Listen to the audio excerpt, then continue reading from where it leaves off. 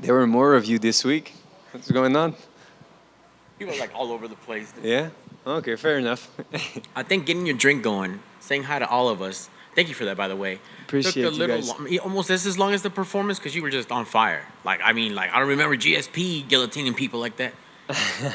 No, I'm happy. It was short and sweet. Like I think I said it in the octagon. I say some, you know me, I say stupid things, but I wish it would have lasted longer. But I'm not here. Like it was Anthony Pettis. I remember I was young, not even in the UFC, and he said you don't get paid for overtime. That's when he guillotined Gilbert Melendez in the second round, a long time ago. But I was just kid watching it at La Cage au Sport in Montreal and like hoping to be there one day.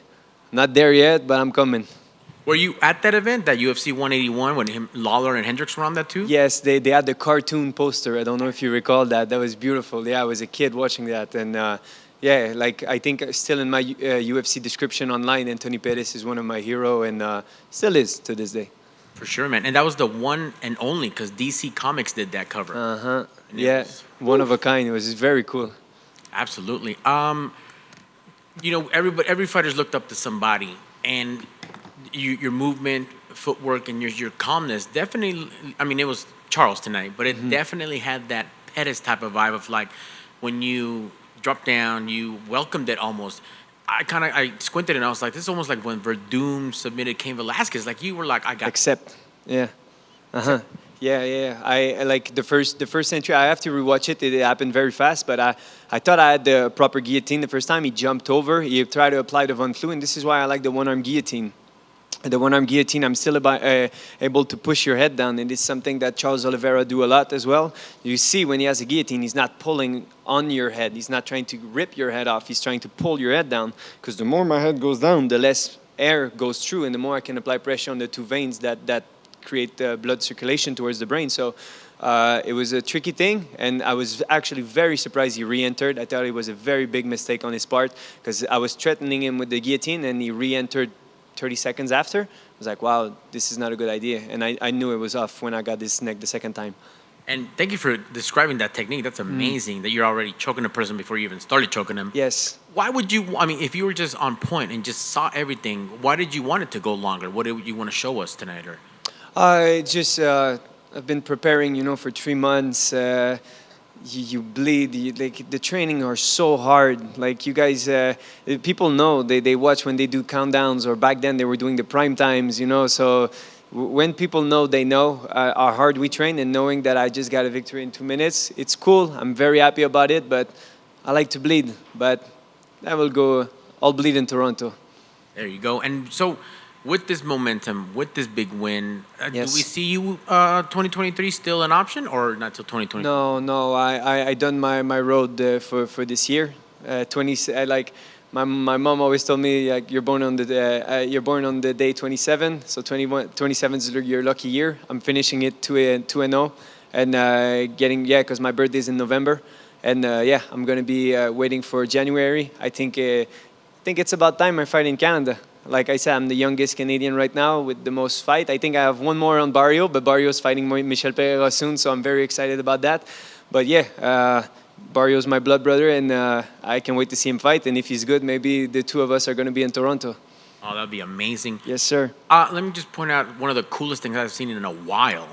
I wish that was at an arena when you gave that kid the shirt. Yes. That was so cool. Is that someone you knew, or just in the moment, just kind of? I recall this young gentleman.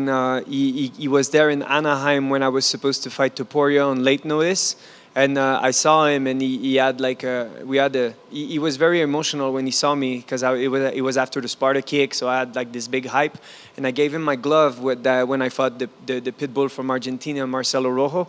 And I think he put on Twitter that he was sleeping with the gloves because he liked it so much. And I saw this kid, I was like, oh, I'll give him the shirt. Like for me, it's possession. For them, it's like this is something bigger for them. So I'm very happy to share it with this young man. That was amazing. Thank you for that. Like that's a fan for life you just made, or maybe you just christened the next fighter one day. Absolutely, yeah. Well done, and congrats on the win tonight. Thank you very much. You mentioned that you wanted to fight Cub. Yes. Is Cub the goal, or is Toronto the goal? Like, if you had to pick one or the other, which would you pick? If it's Apex, I would go for Cub. I love the apex. I told you guys this week I love the violence aspect and the like. What time is it? It's like what 6? We're already done. Like last time I was fighting on pay-per-view with Kron, like waking up at 6, anxious, and you fight at 10:30. It was awful. I despised it. So no, I mean Cub. I wouldn't be asking for him if he was like going down, but he just fought Akeem in a very nice fight, and Akeem's a very capable man, one of my fellow Canadian, and yes, it was for some people controversial, but Cub looked fantastic in there, and it's a big name. It's a fun fight for me, fun fight for the fans. You know, they can use the fact that I've been calling him out since I was 23-year-old. And yeah, to build up something if he wants to. I just had another interaction a couple days ago with him. I went and shake his hand. You guys know me, I'm a very nice guy. And he's like sizing me all the time. I'm like, dude, fuck you, man. Like, I'm not a mean guy. I'm saying, hey, congratulations on your last victory. He's like, yeah, thank you. I'm like, oh, okay, I'll punch you, motherfucker. Have you seen him yet today? I know he's here. I saw him when he was with the 35er that lost, the guy with the long hair. It was a nice fight. This is one thing when people say, why are you not dropping to 130? You see how fucking fast these guys are? Looks awful, man. I'll stick to 145. I'll never cut down to 35. These guys throw backflips and jump and overhands and takedowns. I'm like, no, it's too intense for me. Thank you. Yes. Just one, and I'm sorry, I got distracted by the karate hotties bleeding earlier. I'm not sure when he was talking about the guillotine choke. Yeah. The commentary kept bringing up about how there was the potential for the Von Flue choke in his defense of that. Was there any threat of that? Because you really held on to that guillotine. And, Yeah. And I don't know if there was anything, if you corrected for it, because I think they were commenting how well you stuck with it.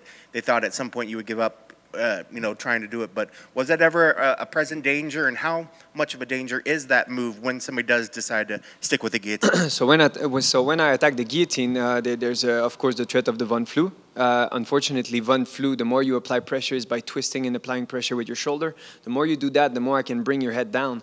Okay, maybe I'm not choking you, but I'm preventing blood to go to your head. If I'm preventing blood going to your head, you become dizzy a little bit. And I was hearing like, and I was like, oh, you don't like that.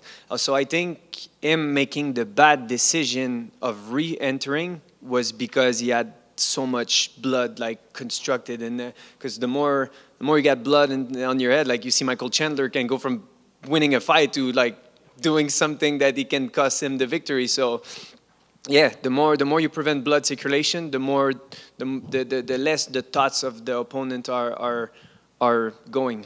And is that a move you'd like to hit in training, or is that one of your go-to Oh, moves? absolutely. I'm a guillotine guy. I got all those black belt at the gym, and they're like, oh, fuck, if I give my neck to Charles, he's going to twist it. We got ADCC fighters, Brianna St. Marie. We have so many great jiu-jitsu players at our gym. And, they hate my guillotine.